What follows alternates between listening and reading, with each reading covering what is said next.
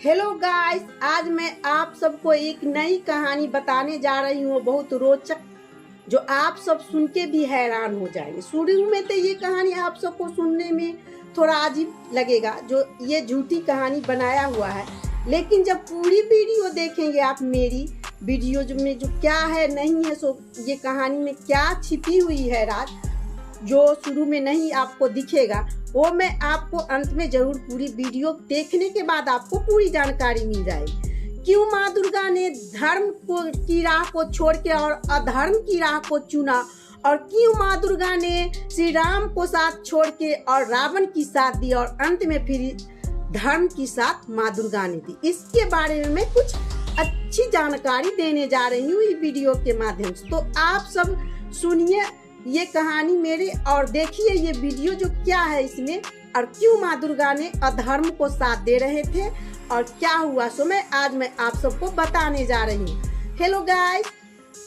राधे राधे। और ये कहानी मैं आपको अब शुरुआत कर रही हूँ। जब राम के पक्ष में लड़ी माँ दुर्गा, हैरान हो गए थे भगवान राम।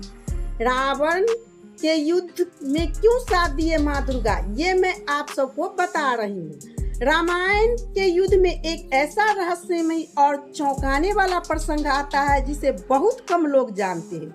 वह क्षण जब आदि शक्ति माँ दुर्गा स्वयं भगवान श्री राम के विरुद्ध और रावण के पक्ष में खड़ी दिखाई दी। यह दृश्य ने स्वयं श्री राम को भी आश्चर्यचकित कर दिया था। आखिर क्यों माँ दुर्गा जैसे धर्म और शक्ति की प्रतीक ने अधर्मी रावण का साथ दिया।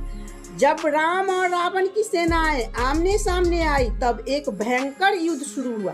भगवान श्री राम अपनी पूरी शक्ति और पराक्रम के साथ युद्ध भूमि में उतरे। उन्होंने अपने दिव्य बाणों से रावण की सेना को परास्त करने का हर संभव प्रयास किया, लेकिन युद्ध में एक विचित्र मोड़ आया। श्री राम ने देखा कि उनके बाणों रावण को छू भी नहीं पा रहे थे, वे अस्त्र शस्त्र जैसे निष्क्रिय हो गए।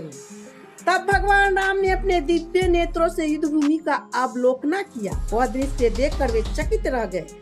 रावण के रथ पर स्वयं माँ दुर्गा विराजमान थी। वे अपने विशाल रूप में रावण की रक्षा कर रही थी और उनके कवच के प्रभाव से रावण अजय हो गया था। यह देखकर श्री राम का मन विचलित हो उठा।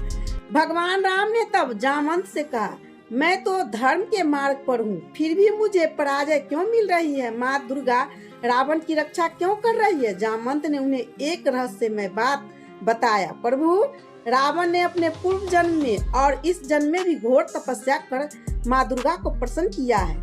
उसी तपस्या के प्रभाव से उसने उनकी कृपा प्राप्त की है। माँ दुर्गा अपने भक्त की तपस्या से बंध जाती है। इस समय वे अपने वचन और वरदान के अनुसार रावण की रक्षा कर रही है। यह सुनकर श्री राम ने गहन चिंतन किया। वे समझ चुके थे कि वे केवल युद्ध कौशल में यह विजय संभव नहीं है। जामवंत ने उन्हें सलाह दी कि जिस प्रकार रावण ने तप कर शक्ति को प्राप्त किया है, उसी प्रकार आप भी माँ दुर्गा को आराधना करें। यदि अधर्मी रावण शक्ति को प्रसन्न कर सकता है, तो आप जैसे धर्मात्मा को माँ स्वयं मार्ग दिखाएंगी।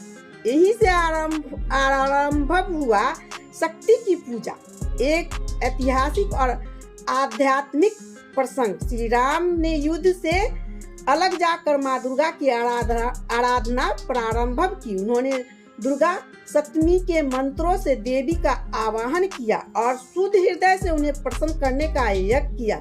यह पूजा लगातार 9 रात्रों तक चली, जिसे आज हम नवरात्रि के नाम से जानते हैं। जब यज्ञ अपने पूर्ण होने की ओर था, तब माँ दुर्गा ने श्री राम की भक्ति की परीक्षा लेनी चाहिए। उन्होंने यज्ञ में चढ़ाए जाने वाले अंतिम पुष्प को अदृश्य कर दिया। श्री राम को पता था कि यज्ञ के बिना यह पुष्प अधूरा है और बिना पूर्व यज्ञ के माँ दुर्गा प्रसन्न नहीं होगी। तब उन्होंने निश्चय किया कि स्वयं को समर्पित कर देंगे। उन्होंने कहा, यदि पुष्प नहीं है तो मैं अपनी आंख की अर्पण कर देता हूँ, जिसे लोग कमल नयन कहते हैं, वही त्रिदेवी को समर्पित होगा। श्री राम जैसे ही अपने नेत्रों को समर्पित करने लगे, तभी माँ दुर्गा प्रकट हुई। उनके नेत्रों की करुणा छलक रही थी। उन्होंने श्री राम को रोका और कहा, हे राम, तुम्हारी भक्ति, त्याग और समर्पण से ने मुझे प्रसन्न कर दिया है। आज से शक्ति तुम्हारी पक्ष में है, तुम्हारी विजय निश्चित है। इसके बाद रणभूमि में परिवर्तन स्पष्ट दिखने लगा। रावण की शक्ति क्षीण होने लगी और श्री राम के बाणों ने अपना प्रभाव दिखाना आरंभ किया। वह भी क्षण था जब धर्म की शक्ति ने अधर्म को पराजित करना शुरू किया। यह प्रसंग यह बताता है कि देवी देवता केवल कर्म से नहीं बल्कि भक्ति, समर्पण और तप से प्रसन्न होते हैं। चाहे वह स्वयं भगवान ही क्यों न हो, उन्हें भी शक्ति को सिद्ध करना पड़ता है। यह कथा केवल युद्ध ही नहीं बल्कि आत्मसमर्पण, विश्वास और भक्ति की विजय की कहानी। तो देखिए दोस्तों, ये कहानी मेरी कैसी लगी, हकीकत में सच है। तो आप ये कहानी को जरूर पूरा वीडियो देख के और शेयर करेंगे दोस्तों के साथ और ज़्यादा से ज़्यादा इस पर लाइक और कमेंट करेंगे। जय श्री राम।